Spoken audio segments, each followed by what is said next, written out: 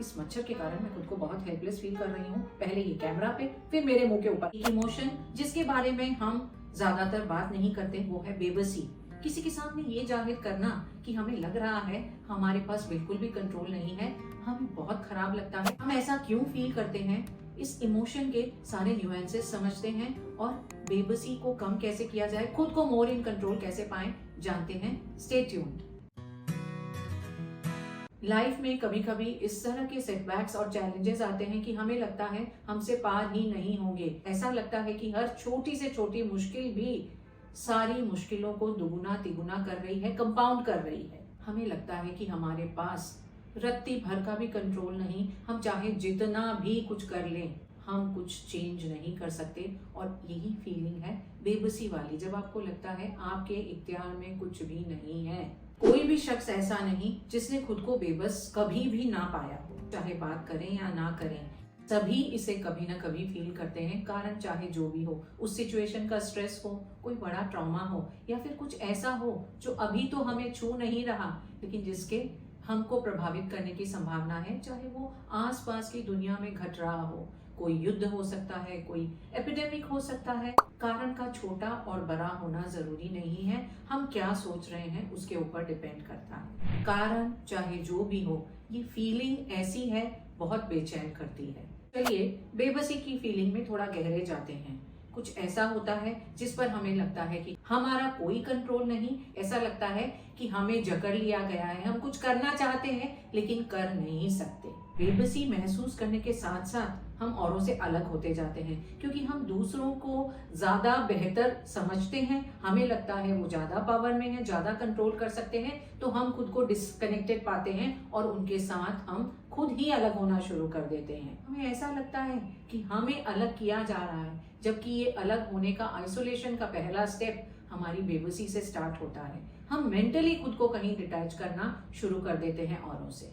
ये हेल्पलेसनेस की फीलिंग हमें डिस्कनेक्ट करती है, लोगों से आइसोलेट करती है, और धीरे धीरे इसके फिजिकल मैनिफेस्टेशन भी हम देखने लग जाते हैं, क्योंकि हमें लगता है हमारे पावर में कुछ नहीं है तो हम क्या करेंगे, ये हमारा मोटिवेशन भी ले लेती है। बेबसी फील करने के दो कारण हो सकते हैं, एक्सटर्नल फैक्टर्स या फिर इंटरनल फैक्टर्स। एक्सटर्नल फैक्टर्स वो हैं जो हम में नहीं है, हमारे आसपास के इन्वायरमेंट में है। ये सोसाइटी का प्रेशर हो सकता है, लोगों की हमसे उम्मीदें हो सकती हैं, हमारी फाइनेंशियल लिमिट्स हो सकती हैं जो हमें वो नहीं करने दे रही जो हम करना चाहते हैं, या कुछ सिस्टम के इश्यू हो सकते हैं जिस पर हमारा जोर नहीं। किसी काम को निकलवाने के लिए हमें करप्शन का सामना करना पड़ रहा है या फिर सिस्टम के डिले हो रहे हैं तो हमें बहुत पावरलेस फील होता है। इंटरनल फैक्टर्स मोस्टली हमारे फियर्स होते हैं। वो फियर्स कई तरीके के हो सकते हैं। कई बार तो हमने कुछ नया शुरू करना है, इसके लिए हमें फियर रहता है। कई बार इस फियर की एक वजह होती है, हमने उस काम को ऑलरेडी 2-3 बार ट्राई किया है और हम उसमें हर बार फेल हो गए हैं, तो हम खुद को बहुत बेबस पाते हैं। 4 बातें समझ लें तो हम अपनी बेबसी को बेहतर समझ सकते हैं, उसे ज्यादा कंट्रोल कर सकते हैं। नंबर 1, इसके सोर्स को खोजें। बेबसी हमें क्यों महसूस हो रही है?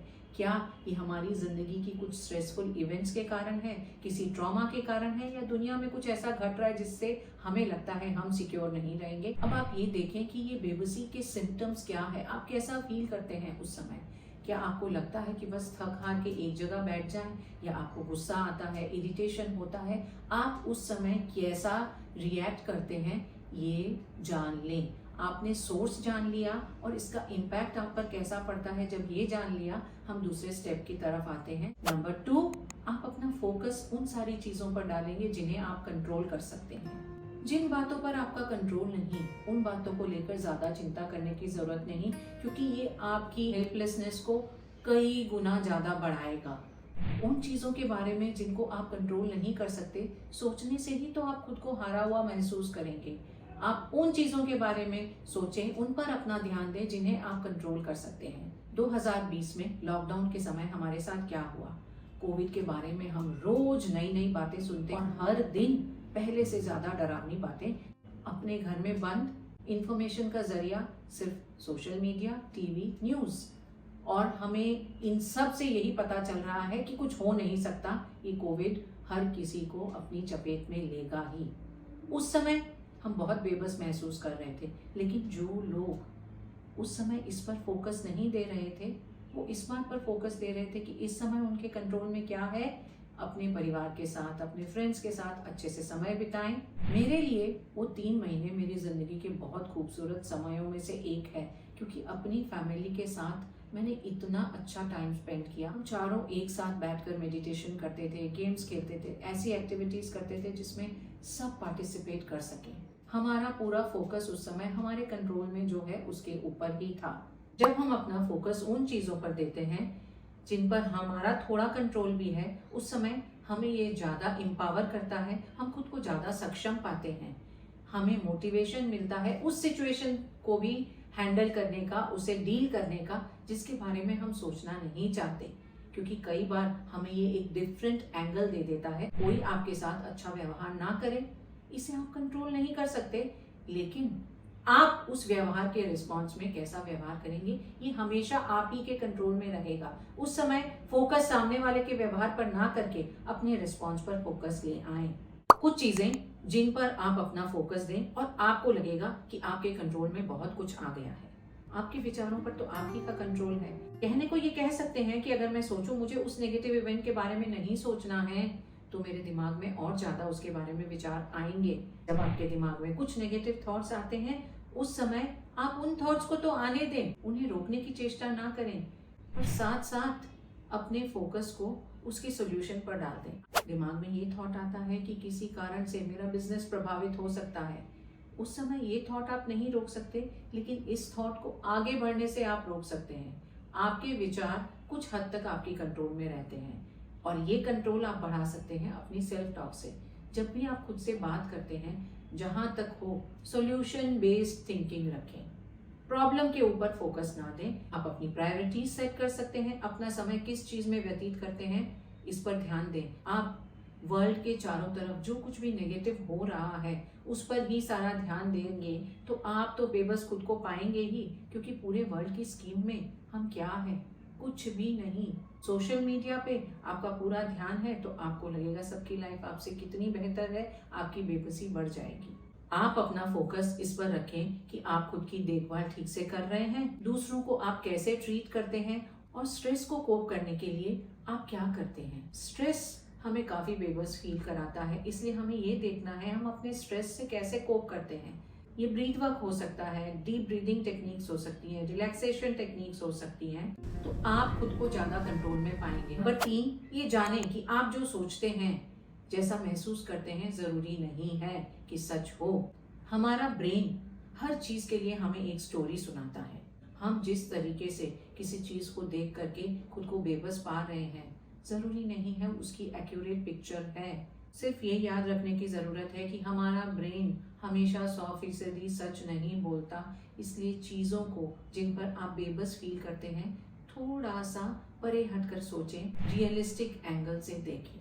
नंबर 4, अपनी बेबसी को चैलेंज करें। जब आपको ऐसा फील होता है कि आपके पावर में कुछ नहीं, आप कुछ कंट्रोल या इन्फ्लुएंस नहीं कर पा रहे, उन सिचुएशंस को याद करें जब आपको लगा था कि आप कंट्रोल में हैं, पावर में हैं। इस तरह की सबूतों का जुगाड़ करें जो आपको बताएं कि आप हर समय बेबस नहीं रहते, आप काफी सारी सिचुएशन में इन कंट्रोल होते हैं। आपको लगता है कि आपने जो गोल अपनी फिजिकल फिटनेस के लिए सेट करके रखा था आप पूरा नहीं कर पा रहे, आप उस गोल को याद करें जो आपने पूरा कर लिया था। अपनी स्ट्रेंथ, अपनी पॉजिटिव क्वालिटीज को आप इस बेबसी में किस तरह से इस्तेमाल कर सकते हैं, आपकी स्किल्स का कैसे इस्तेमाल हो कि इस सिचुएशन में आप जो खुद को बेबस पा रहे हैं ज्यादा इन कंट्रोल हो। जब सब कुछ करने के बाद भी आपकी बेबसी का एहसास कम ना हो, आपको लगे कंट्रोल है ही नहीं, आप कुछ कर ही नहीं सकते, उस समय एक्सेप्ट कर लें। जब आप स्वीकार कर लेते हैं कि आपके बस में कुछ नहीं है, उस समय आपके चेंज करने की एबिलिटी इम्प्रूव हो जाती है, क्योंकि आपका माइंड जो रियलिटी है उसे स्वीकार कर रहा है और उसके लिए जो आइडियल रियलिटी है उस पर ध्यान नहीं दे रहा। किसी एग्जाम को देने से पहले 100% स्कोर की चाह आपको ओवरवेल्म और स्ट्रेस करेगी। वहीं आप ये सोच लें कि इसके रिजल्ट पर मेरा बिल्कुल भी जोर नहीं, आपकी जो रियलिटी होगी आप उससे खुद को बेहतर अलाइन कर सकेंगे, ना कि उस आइडियलिस्टिक सिनेरियो से जो आपका दिमाग चाहता है। 4 बातें जिन्हें ध्यान रख करके हम अपनी बेबसी को कम कर सकते हैं। बेबसी का सोर्स क्या है, इसका इम्पैक्ट क्या है, जिन चीजों पर हमारा कंट्रोल है उस पर हम ज्यादा फोकस दें। याद रखें कि हमारा दिमाग हमेशा फैक्ट्स नहीं बताता। और चौथा, अपनी बेबसी को चैलेंज कर सकते हैं तो करें, अदरवाइज इसे स्वीकार कर लें। हमारी बेबसी का कारण है जब हमें लगता है हमारे पास पावर नहीं, हमारे पास वो स्ट्रेंथ, वो कैपेसिटी नहीं। अपने अंदर वो स्ट्रेंथ खोजें, क्योंकि आपको नहीं पता आप कितने पावरफुल हैं, और ये पता सिर्फ तभी चल सकता है जब आपके सामने उस पावर को इस्तेमाल करने के अलावा कोई और ऑप्शन नहीं है। आप अपने अंदर उस पावर की तलाश करें।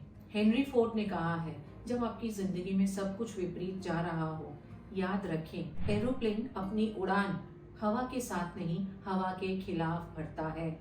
जिंदगी का ये मतलब नहीं कि हर सिचुएशन में हम फुल कंट्रोल में रहेंगे, हम कभी गिरेंगे नहीं। जिंदगी का नाम ही है गिर भी जाएं तो उठना। स्ट्रांग होने का ये मतलब नहीं कि आप एक ही बार में सारी विजय हासिल कर लेंगे। स्ट्रांग होने का मतलब है आप कुछ ऐसा करेंगे जो आपको विजय के थोड़ा और पास लेकर जा रहा है। ऐसा नहीं होता कि एक काली रात चलती ही जाएगी। इस समय अगर आप बेबस फील कर रहे हैं, कोई बात नहीं, इन चारों चीजों को समझकर अपनी बेबसी को थोड़ा सा कम कर सकते हैं और समय के साथ ज्यादा पावरफुल फील होगा। So more power to you. See you in my next video. Till then, it's Varsha saying bye bye.